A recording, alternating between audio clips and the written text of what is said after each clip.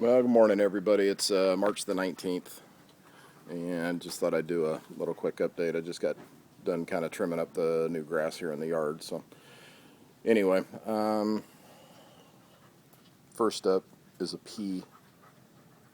Lincoln peas, I think, are the variety, but not doing real well. And you got a little blueberry bush, some small seedlings starting with different herbs, and once again, the chocolate mint plant, which my wife just absolutely loves. And a couple new additions. We got some artichokes started. And there's our beans, along with a couple spaghetti squash plants. Having some issues with the beans. I'm not exactly sure what's going on. The new growth seems to be really pale. They're getting plenty of water. They're not getting too much. I did try adding a little bit of fertilizer and just start watering them separately to see what happens. Just using the watered down version of a Miracle-Gro tomato formula, so we'll see what happens. Let's take a look and see what else is going on in there. There's Nitro. He's my pain in the butt. Good dog, though. Purebred German Shepherd. He's about 1.5 years old. And you can tell I've been mixing fertilizers. Let's go inside and take a look.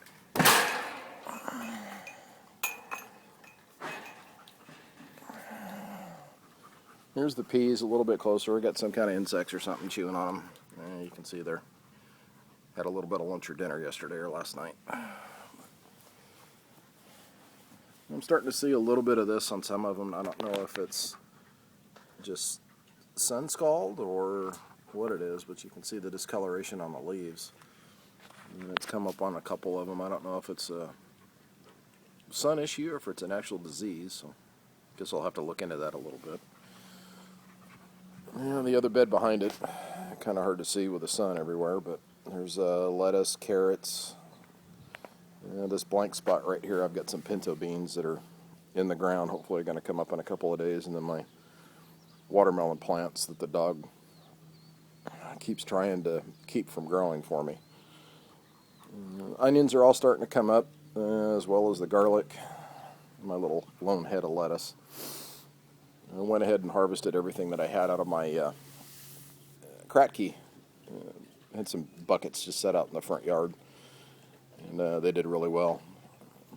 This is more onion and garlic along here, along with cabbage, which is growing really well. And the three down at the end down there are some squash that are starting to take off and do really well. And as you can see, the sun's out today, and going to be about, I don't know, 75, 80 degrees, something like that. It's supposed to be a really nice day. So let's go in the greenhouse, take a look. You can see I moved the fan. I had it before. It was up on that wall up there. Didn't feel that it was moving enough air, so I decided to start pulling fresh air from the outside in and get some more air circulation in here. I do have a couple of vents cut up there. They're 12 inches square with a piece of window screen over it, and then a 12 by 12 air return duct over each one on the outside to try and keep bugs out from that end. It's kind of hard when you've got a 4-foot high and 7-foot wide opening, on the other end. So anyway, these are all the tomatoes that got a little bit over fertilized in the beginning, and as you can see, they've made a tremendous comeback. What I did after I realized what had happened and I got them planted in here, I completely eliminated all of the fertilizer nutrients and went with straight water in an attempt to leach out all the extra salts and fertilizers that the plant had stored. And lost a couple leaves on the bottom, but that's about it. They're doing absolutely outstanding, and I'm hoping to be getting some tomatoes here pretty soon. Haven't had any insect problems or disease problems as of yet. It has been kind of warm in here. I've been shooting to try and keep the temperature in here under 100 degrees if possible, with days in the 80s, the low 80s, high 70s. It's been a challenge, but so far we're doing out okay. This is my best plant, and as you can tell, it's doing really well. It's about 2.5 feet tall already, and